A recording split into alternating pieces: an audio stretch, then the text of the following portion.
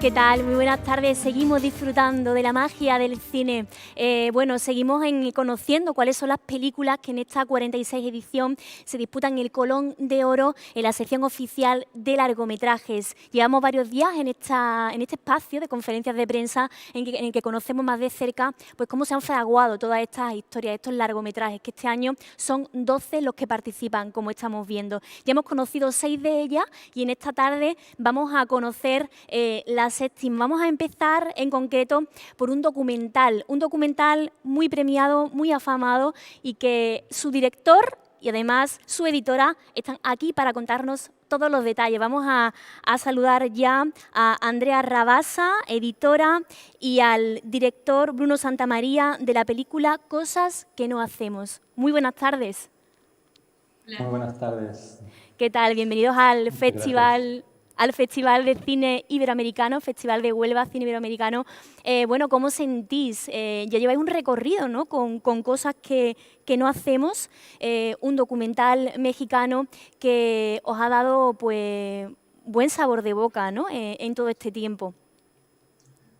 Sí, ha estado muy bonito el recorrido que ha estado haciendo la película. Por suerte se ha visto, ¿no? Empezó en junio, mayo, en Hot Dogs, en Canadá.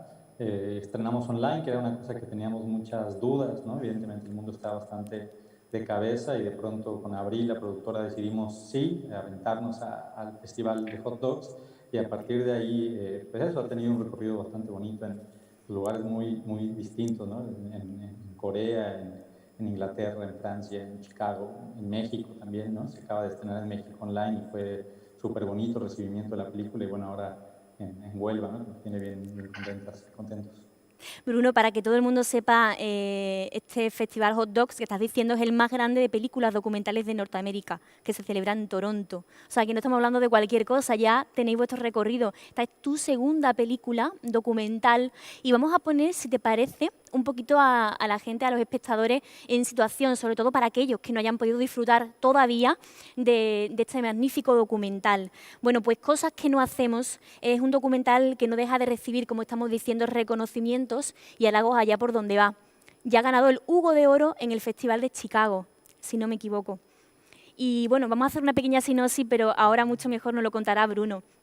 Bueno, la pequeña población del Roblito, que está en el límite de Nayarit y Sinaloa, en la costa del Pacífico de México, allí ocurre la historia. Aunque en los alrededores hay un contexto de violencia provocada por el crimen organizado y los narcos, ahí en ese espacio se respira cierta calma. Los adultos trabajan muy lejos y las niñas y niños corren por las calles, juegan, bailan, van al lago y se dan largos chapuzones. Entre ellos, el pequeño Ñoño, de solo 16 años, esconde un secreto. Le gusta vestirse con ropa de mujer. Y con todo esto vamos a conocer un poco más cómo se fragua este documental, por qué nace. Pues lo primero que ocurrió fue que me senté a escribir unas memorias de infancia, ¿no? Tratando de entender cómo surge la represión en los niños o en las niñas, ¿no? Al menos en mi caso. Y a partir de ahí surgió un título que era Cosas que no hacemos, ¿no? Quería hacer una película que se llamara Cosas que no hacemos, que buscaba hablar sobre cierta represión y pensaba que mirar a un niño o a una niña que crece, ¿no? Que da un paso para ser adulto, que tiene un gesto de maduración, podría ayudarnos a sentir esto. Y a partir de eso empecé a tratar de entender qué contexto podría ayudar para la historia y pensaba que quizá un entorno violento facilitaría, ¿no? De pronto que la realidad golpea y ayuda, bueno, de alguna manera a crecer, ¿no? A pensar las cosas de forma distinta, a pasar de una mirada ingenua a que de pronto la realidad te obliga a entender las cosas de una manera mucho más adulta. Y fue así que llegamos a Sinaloa y Nayarit, y bueno, haciendo varios viajes en diferentes zonas, en realidad hay una isla que se llama El Roblito, que yo supe de ella porque un niño, en una balsa, en una ocasión, en una pequeña lanchita, me dijo que cada Navidad Santa Claus sobrevuela la isla aventando dulces a otros niños. Un Santa Claus gigante, ¿no? En el cielo, con un arco iris de colores y un trineo que avienta dulces de verdad a los niños, ¿no? Desde el cielo. Y esa idea, bueno, me atrapó, me fascinó demasiado, ¿no? Me dio muchas ganas de ver, digamos, si era cierto que Santa Claus existía. Y entonces ofrecimos dar clases de video para tener un pretexto para estar en este espacio. Y bueno, empezamos a dar clases de video, después mostramos los resultados a las personas, luego se nos ocurrió hacer un cineclub en las noches y empezamos a estar en el espacio, a conocer a todos los niños y niñas, ¿no? Que además da la impresión de que casi solo hay niños y niñas en este espacio, porque los adultos trabajan, son pescadores fuera de casa todo el tiempo, entonces se habita solamente niños y niñas del espacio. Y teníamos esta actividad del cineclub y de pronto, bueno, en la Navidad, el 25 de diciembre en la mañana, de pronto estábamos partiendo una piñata y en el aire empieza a sonar un motor, volteamos y viene en un trineo, un ultraligero, con un paracaídas de colores, Santa Claus volando y aventando dulces a todos los niños, pues obviamente todos vueltos locos, con la cámara, yo también corriendo tratando de grabar lo que se pudiera, ¿no? Y a partir de ahí, bueno, eso nos amarró a estar en este espacio que, si bien decía, ¿no?, que en un principio queríamos estar en un lugar que tuviera ciertos tintes de violencia, en realidad el Roblito es un lugar bastante pacífico, ¿no? Por su condición geográfica da la impresión, digamos, de que es un espacio solo habitado por niñas y niños, ¿no?, como he dicho. Entonces hay un ambiente de juego, de paz, de tranquilidad, y es ahí donde filmamos la película, y que con el tiempo conocimos a Dayanara, a Ñoño, ¿no?, a la protagonista de la película.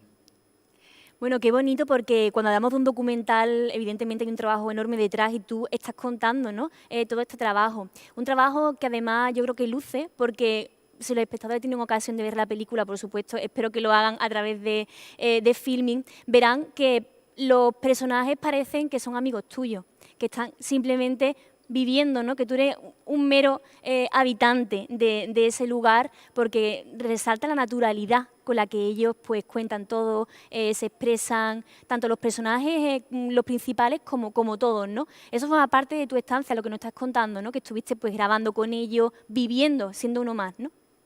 Justo, ¿no? Quizá también ahorita Andrea podría contar un poquito, porque Andrea Rabasa, ¿no?, además de ser montajista de la película, también hizo sonido en 3 viajes, y parte de las dinámicas que teníamos era esto, ¿no? Bueno, mostrar películas, de pronto hacer cursos, ¿no? Pero era estar en el espacio en realidad. Fueron 8 viajes durante 3 años. El más largo fue de un mes y el más corto habrán sido 2 semanas. En donde estábamos conviviendo y conociendo a las personas, ¿no? Planteando incluso más allá de una línea narrativa, en realidad, porque la historia se construye en el proceso de hacer la película misma, ¿no? O sea, el guión se fue escribiendo en el proceso de conocer a las personas, tratando de que los conflictos que retratábamos no surgieran solamente de nuestras inquietudes, sino a partir de las inquietudes reales de las y los personajes, ¿no? Entonces, todo, digamos, lo que filmamos es resultado de una interacción, pues, de la vida real, de conocernos, ¿no? Entonces, por esa razón también en la película, pues, de pronto hablan a cámara, ¿no? Porque no estábamos solamente filmando una película, estábamos interactuando, compartiendo el tiempo, y entonces si le hablan a la cámara, pues uno responde simplemente, ¿no? Porque estamos interactuando, no había una necesidad de poner una barrera y decir, nosotros filmamos, ustedes están frente a cámara. Pero nada, hay varias anécdotas bonitas, digamos, de las muestras de cine, ¿no? Que Andrea también estuvo presente y quizá podría compartir, o de las clases de video que también Andrea estuvo presente en las clases. Cuéntanos, Andrea, ¿cómo fue la experiencia que tú viviste? Porque desde el punto de vista de un editor, de una editora, también tuvo que ser muy especial, ¿no?, compartir todos esos momentos con los personajes, con los que vivían allí en ese sitio. Al final vosotros formáis parte de todo este documental. Sí, bueno, pues como dice Bruno, fue un proceso como pues muy largo y de mucha paciencia y bueno, al principio yo fui como sonidista antes de que decidiéramos que yo iba a editar la película y justo creo que teníamos una actitud como muy de conocer justo, o sea, como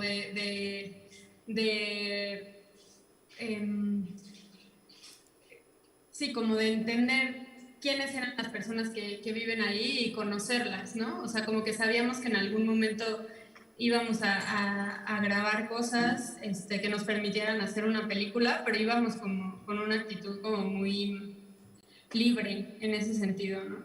Y sí, hicimos, bueno, una de las cosas que creo que es importante y que justo ayer lo hablaba con un amigo es que la película, bueno, como yo creo que un gran porcentaje del material que está en la película es del último viaje y creo que esto tiene que ver con la forma, con el acercamiento que tuvimos, ¿no? Y que tuvo Bruno. Como que al principio los viajes, sí, siempre se grababa algo, pero era como sobre todo para conocer a la gente, ¿no? Y sí, muy al principio dimos clases de video en la primaria y con la intención de que los niños mandaran cartas a otros niños de la ciudad y así, ¿no? Pero fue como una de las actividades que hicimos que fue muy bonita, ¿no? O sea, fue como los niños tenían que grabar cosas de su entorno para mostrársela a niños en otro lugar. Y fue como una forma de acercarnos a ellos. Me llama mucho la atención porque vosotros no llevabais, como estáis diciendo, no llevabais la historia escrita, sino la descubristeis una vez estando en el sitio. Confiabais a ciegas en el sitio en el que estabais y sabíais que de ahí ibais a sacar buen material porque os fijasteis un poco quizás en las personas. Quizás tuvisteis una mirada hacia los niños, como tú estás diciendo, ¿no? Una mirada que no suele darse normalmente, que normalmente pasan desapercibidas, pero que esta vez son las protagonistas, ¿no?, de la película.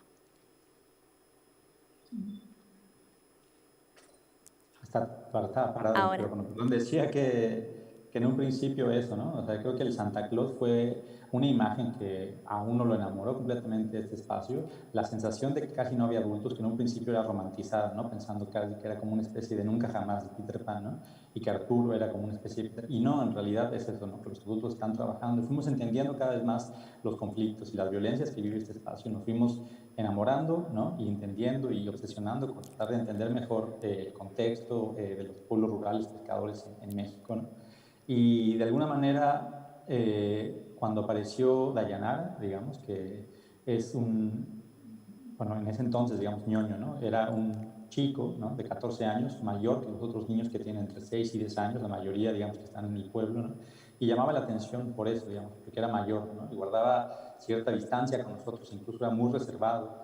Y yo me acerqué mucho a su familia, porque tiene un hermano mayor que es homosexual y un hermano menor que era muy afeminado, ¿no? Entonces, de alguna manera yo estaba buscando estar cerca de personas en donde pudiéramos hablar de represión e identidad sexual, ¿no?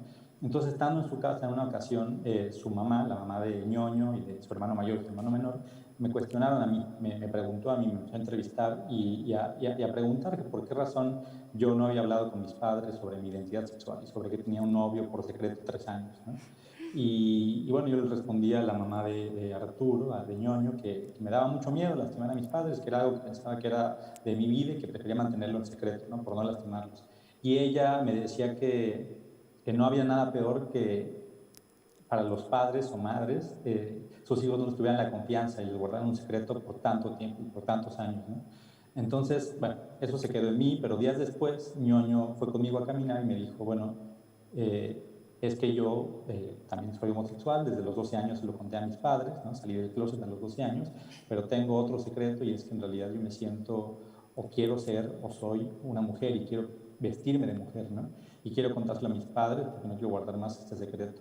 Y de alguna manera creo que a partir de ese momento, pues había otras posibilidades también de historias, incluso que conocimos a más niñas y más niños en el Roblito, pero se volvió central en el viaje que hicimos durante estos 3 años para poder construir la historia, ¿no? O sea, ahora que está justo Andrea aquí también, pienso mucho cómo en el montaje, después de que habíamos filmado ya los 8 viajes, ¿no? De pronto estábamos confundidos sobre cómo construir la historia y Andrea volvió a poner un espejo enfrente de mí y me dijo, a ver, Bruno, ¿qué es lo que más te mueve para contar esta historia? Es decir, el contexto, ¿no? Claramente, las fiestas, los niños, el juego, la vitalidad, pero lo central tiene que ver con un proceso que también tú estás viviendo y que de alguna manera necesitas explorar y gritar, ¿no? Que es esto que vive ñoño de dejar de guardar un secreto, ¿no? Entonces, de esa manera, creo que, pues sí, fue una cuestión de confianza, pero de mucho trabajo en colaboración también, digamos, yo como director, eso, partí de una escritura, de un proceso de exploración personal, tratando de encontrar en un contexto un reflejo, una respuesta, pero con ayuda de Andrea, ¿no?, de Cita, también que hizo sonido, de Abril, era constantemente recordar por qué estamos haciendo esta película y qué queremos decir con ella.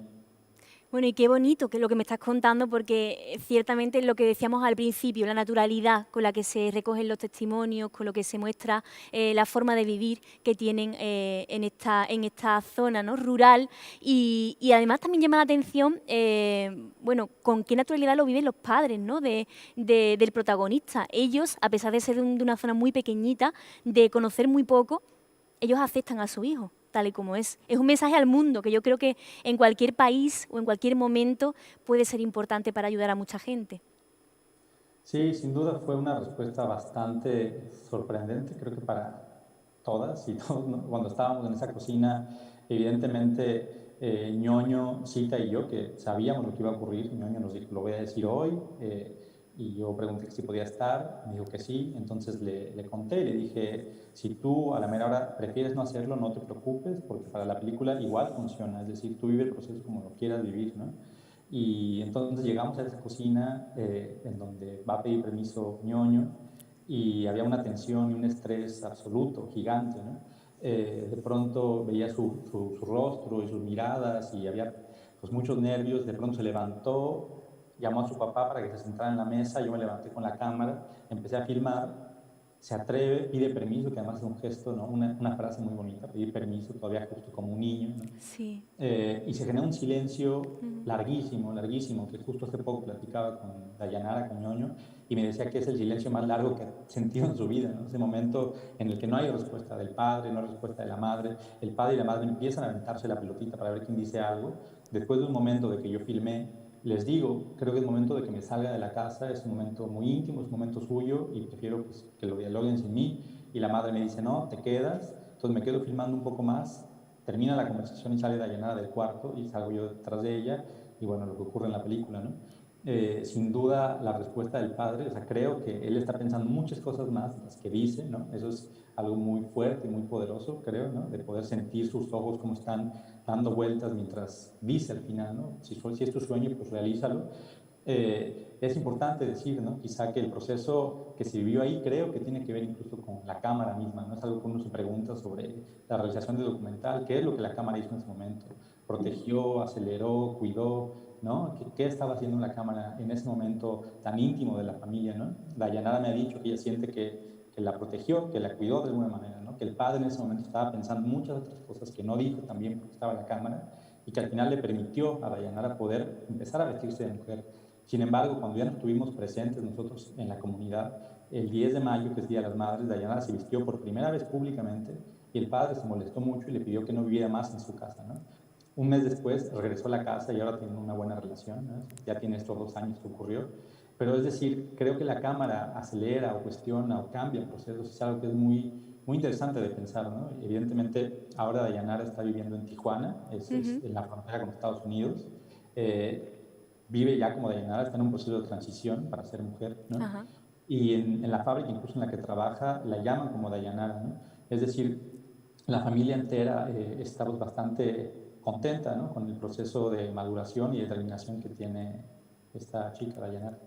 Es decir, que no solo has hecho, no solo se ha quedado en un trabajo cinematográfico, en un documental, sino que además también habéis estrechado lazos, habéis creado un vínculo que tanto como persona como director en este caso te acompañará siempre. Chicos, se nos acaba prácticamente el tiempo de esta conferencia de prensa, pero me gustaría que terminarais con un mensaje hacia los onubenses y hacia los españoles que van a descubrir vuestro documental por primera vez aquí en este festival, en el Festival de Cine de Huelva. ¿Qué queréis transmitirle? ¿Qué os gustaría hacerles llegar con este trabajo? No, rapidísimo, yo digo algo en torno, ¿no? Al final de la película, digo, sin hacer spoiler, es importante, digamos, que a pesar de que es un proceso muy fuerte y muy valiente el que Dayanara vive de pedir permiso a sus padres para ser mujer en un pueblo rural en México, esto es solo el principio de un proceso de transformación gigante, y de un proceso que será todavía mucho más complicado, que es empezar a vestirse de mujer, ¿no? Justo en Tijuana, trabajando Dayanara, de su casa a su trabajo, no puede vestirse de mujer porque es profundamente peligroso. Entonces, nada, me parece que es importante prestar atención a estos procesos y la responsabilidad que implica eso, tomar un acto así de valiente en la vida, que a pesar de las consecuencias que por el mundo hostil, digamos, en el que vivimos, nos hace, digamos, tomar ciertas decisiones. Andrea, cuéntanos, ¿con qué te quedarías tú y qué les regalarías a los espectadores? ¿En quién pondrías la mirada después de este trabajo? Mm, mm, Qué difícil, ¿verdad? sí. Em, no sé, bueno, no sé, o sea, en realidad creo que me toma por sorpresa un poco esa pregunta, pero pues ojalá, pues, a ver, creo que pensando un poco en lo que dice Bruno y también en el final de la película, espero, como que fue justo una parte de la película que nos costó como mucha reflexión construir, y justo tiene que ver